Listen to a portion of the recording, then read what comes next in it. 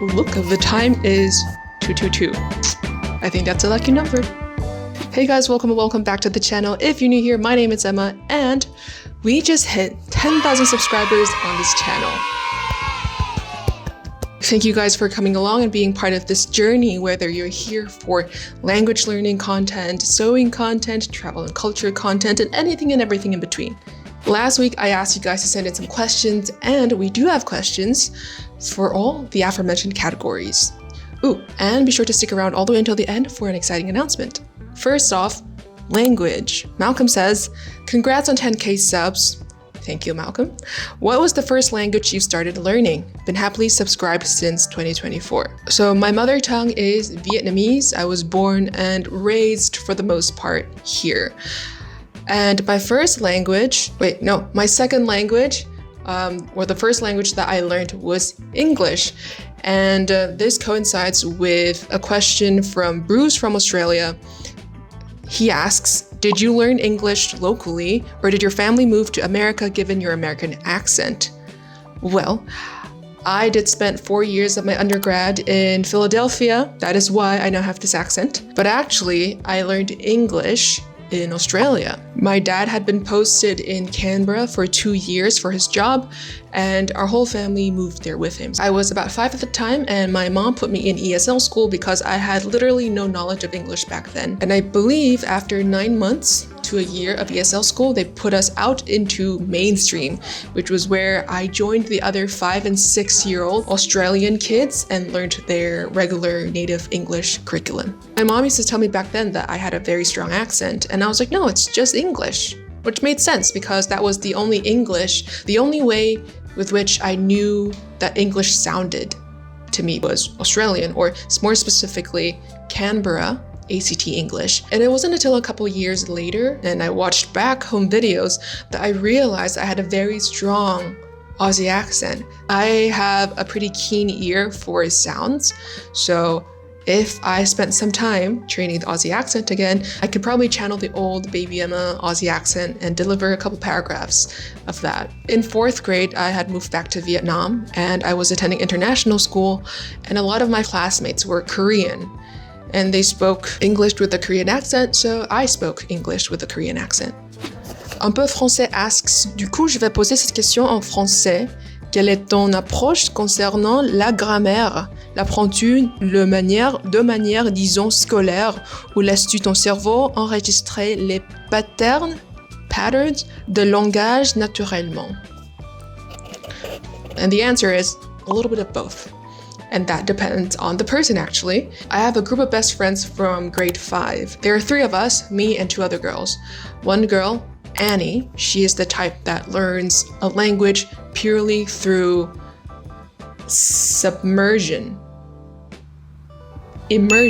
pure immersion, through exposure to the language. I feel like if you gave her about 4 to 6 months learning a brand new language, just let her interact with the people intentionally, she would probably be able to make the language her own in a very short amount of time.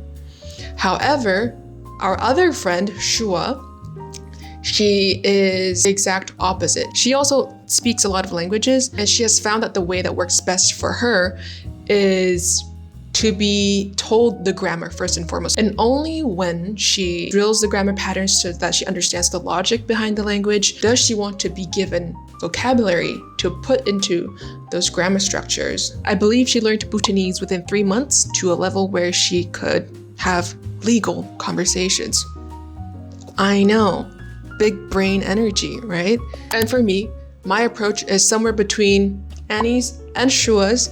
I like being told the grammar structure at some point in the learning journey. Could be at the beginning, could be after I've already been exposed to some of those grammatical patterns, but seeing them in their textbook format kind of helps me know for sure how the grammar is used.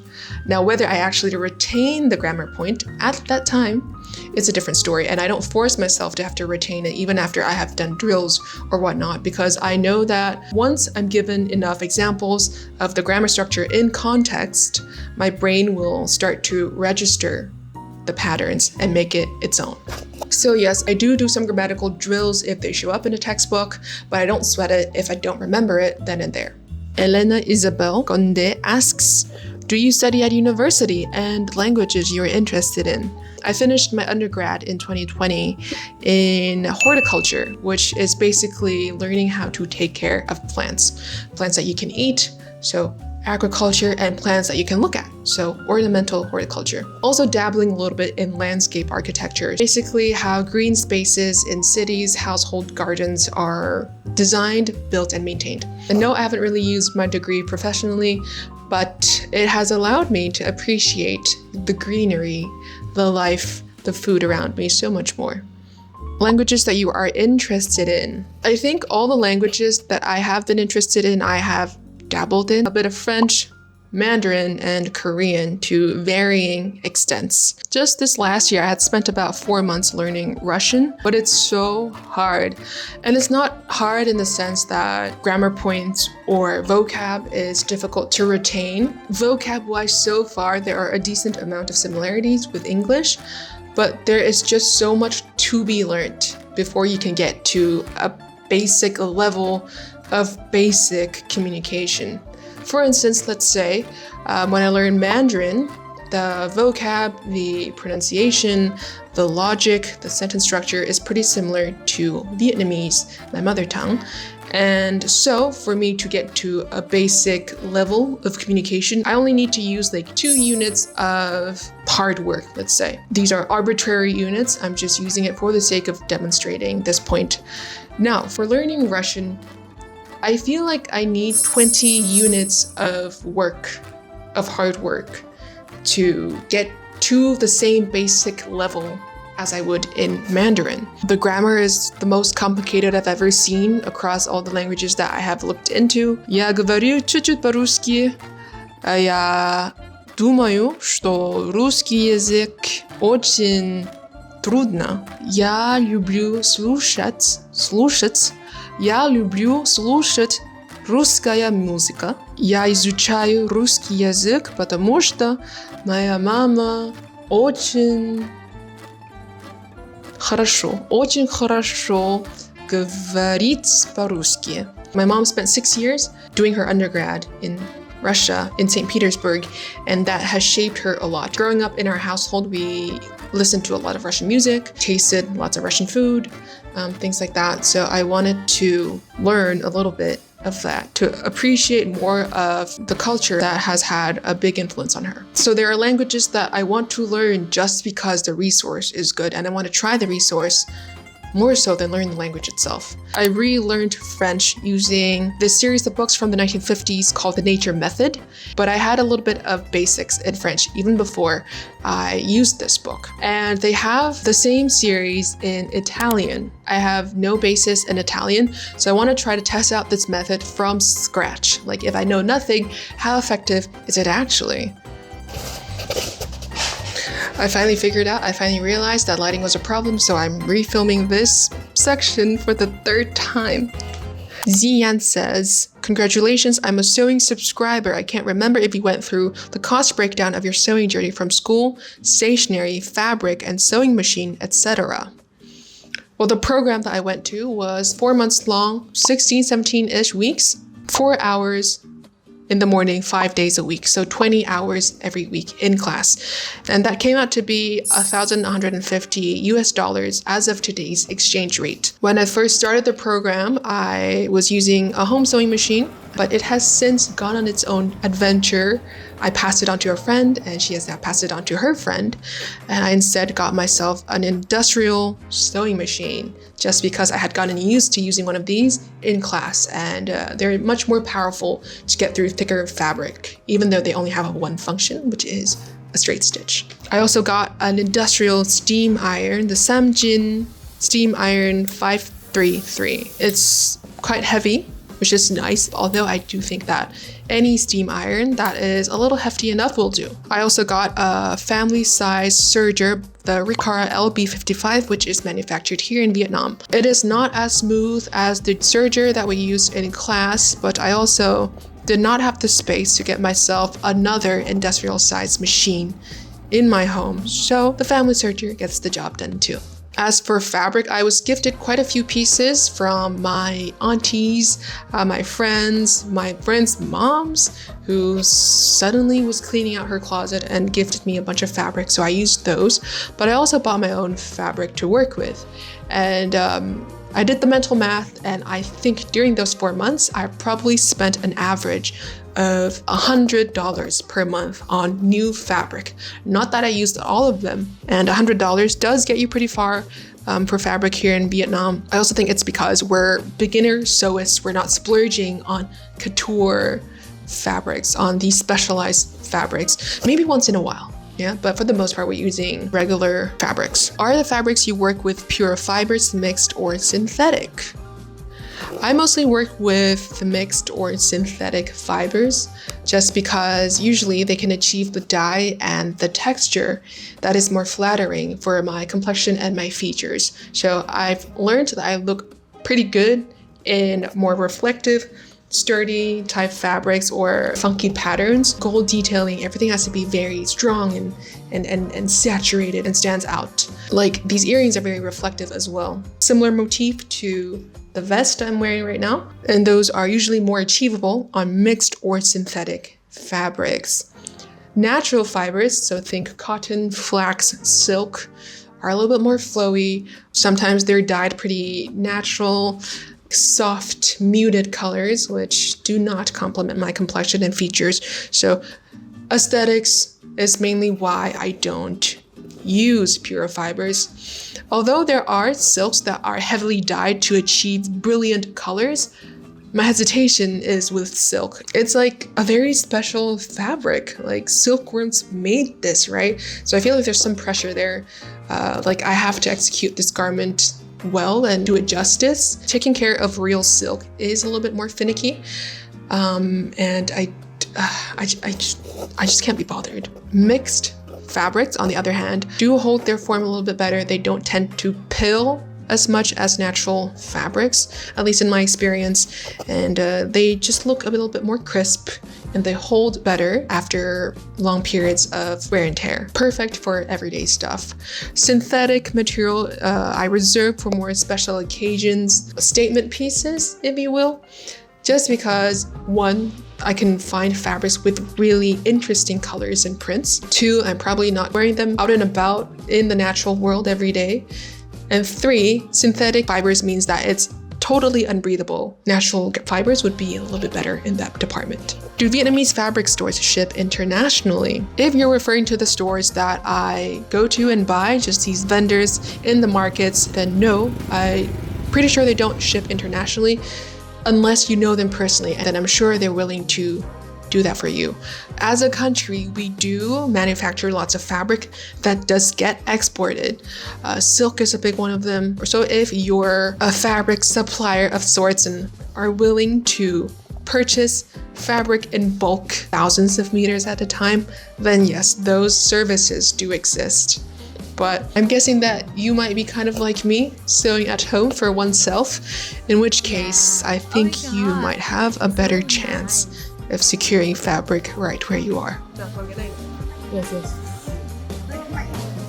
Okay, nhẹ nhàng giản dị, ấm áp, cute, cute. Okay. Are you gonna make digital patterns? To be honest, I am not a big fan of pattern making, even for my own clothes. I did them at the academy a lot, but I realized that I much prefer the process of buying fabric, cutting the fabric and sewing the fabric, not so much the design process itself. So I probably won't be making digital patterns anytime soon. I don't have the skills for it either, although that could easily be solved by attending another course, another program offered at the same academy that I just went to. I have so many questions.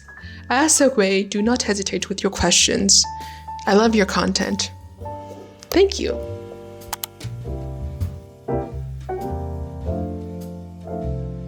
Busted Dread asks, kudos, I'm sure more subscribers are coming your way.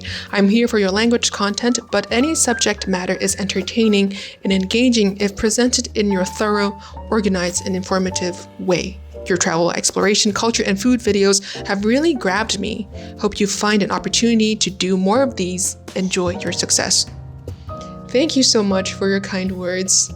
To be honest, over these last 2 years on YouTube, there have been points in time where I had really thought about whether I should be niching down a little bit more. The channel was inspired specifically through my journey of learning Korean, and then I was also starting to learn how to sew at the time, so I thought it'd be fun to open up a series in that department.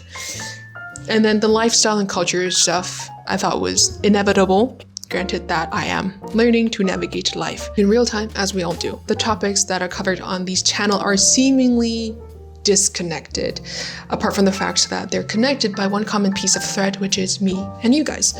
And so I decided that I will keep posting on a variety of subject matters, as long as I feel like that at the point of filming, so that it can best reflect who I am and my interest and my belief systems at any given point in time. As for travel, exploration, culture, and food videos, I think this might just be our lucky year. So I hope you stay tuned for more of that coming soon. Sing Living Languages Mick Wick asks, how fast did your channel grow to profitability? I believe my channel hit the benchmark to be monetized just under a year. I had hit 1,000 subscribers within 6 months. The other thing that had to be fulfilled was 4,000 watch hours, which was surpassed after some videos in the language department took off. And I did hang around with monetization long enough to cash out on one check from YouTube, and the minimum to cash out is $150. But I was battling with my conscience because I knew that this money that YouTube was paying me is based on the fact that you guys are watching ads in the middle of my videos, which didn't sit too well with me. I don't want to be taking your attention away from these videos and towards these ads. Not to mention that I have produced these videos to have a certain logic, a certain flow to them, in hopes that you can enjoy them from beginning to end and reap the most benefits from these videos. And I feel like inserting ads kind of takes away from that purpose a little bit, a lot bit. And so I decided to turn off monetization in my videos so that I can preserve the viewing experience for anyone who comes across this channel. Desiree says, congratulations, 10K is a big deal. When I'm at my highest high, I always remember the people and beings I so wish were here to celebrate with me physically and not just spiritually. The sirens are also celebrating, if you can hear them. But yes, that would be fun one of these days to actually have a get together in real life. Have you ever gone through deep grief, and how have you managed to intertwine the grief into the beauty that continues in life? I feel like I haven't experienced way too much deep grief in my life, fortunately or unfortunately. And I think it comes down to two things. One, I haven't experienced that much grief, but also two, I'm the type of person who doesn't hang on to sad memories that much. What sticks with me are usually happy memories. But the deepest grief that I had felt was probably the passing of my grandparents. My granddad passed away when I was about 10, and I think I was a little bit too young back then to really comprehend what was going on. And my grandma passed when I was 20. This was in 2020, so not too long ago. And at the time, I had just finished uni in America in May of 2020, but I couldn't go home back just yet because you had to be able to get yourself on one of these very limited government-issued rescue flights to go home. And so I stayed in America for a little bit longer until October. A flip switched in me and I suddenly wanted to go home.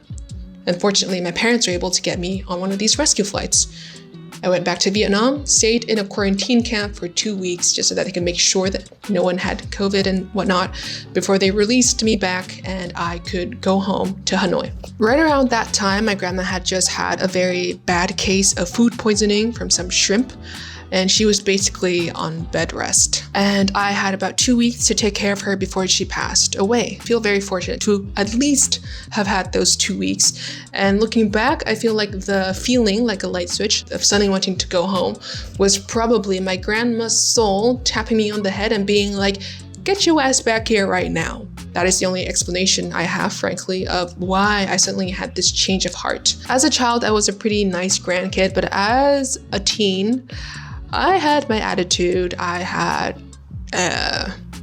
I feel like I wasn't exactly the granddaughter that my grandma deserved. And in 2020, I told myself that when I finished school and went home, I would be a nicer granddaughter. I would have less attitude and maybe learn some of the crafts that she enjoys so much as a way of connecting with her and also continuing her legacy, like knitting, sewing, which I have not had the chance to learn from her, just being a nicer grandkid in general.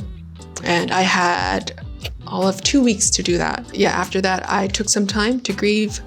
And from then on, I have decided that I will no longer take the wise elders around me for granted. They have lived several decades longer than I have. A lot of them have wisdom to show for it. Maybe not at the surface level, maybe you have to dig a little bit deeper, be a little bit patient, but I feel like they all have perspectives on life that are worth listening to. Maybe someone shares a certain value that they followed and become this person that you admire and you want to lead a life like that. In which case you look at them and you're like, okay, I vibe with your value, let me adopt it as my own. Or you might meet the opposite. You might meet someone who preaches a certain value that they are the product of those values, right? And if you see the way this person turned out and you decide that it's not for you, you can choose to say, thank you so much for sharing your story with me. And then to yourself, you know that you won't be following this value. So there's something to be taken away from all of it. And I think most of the elders probably willing to share if we're willing to listen. Okay, Bruce from Australia also asks, are you familiar with the Myers-Briggs test, MBTI test? Yes, I am familiar with it. I have taken it a few years ago, and I was the adventurer back then. Although, to be honest, I never really know for sure what the letters mean, apart from I being introvert and E for extrovert. But I did take the test again a couple days ago, and turns out I am now INFJ. The advocate. Basically someone who has a pretty strong system of values that they believe in and live idealistically almost because they believe that this vision with these values and ideals can come to life one day. That is very me. And that is all of your questions. Thank you guys again for sending them in.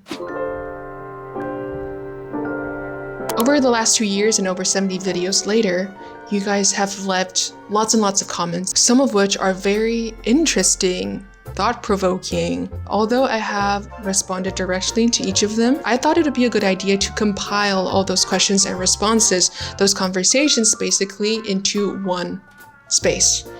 And that is why I have decided to launch a Substack page, which is inspired by the questions that you guys have posted. The first article should already be live. Yeah, kind of like this YouTube channel, it will be anything and everything in between. There is no fixed posting schedule, but you can expect an average of 2 articles per month. So if you're interested, I invite you to join me under the berry tree and have some interesting conversations over there. Anyways, that is all for this video. Thank you guys for watching it all the way until the end. If you have any questions, comments, concerns, video ideas for me, feel free to leave them down below. Not only is this a 10K celebration, this is also a 2-year celebration. Anyways, I hope you guys have a wonderful week and I'll see you in the next video. Bye!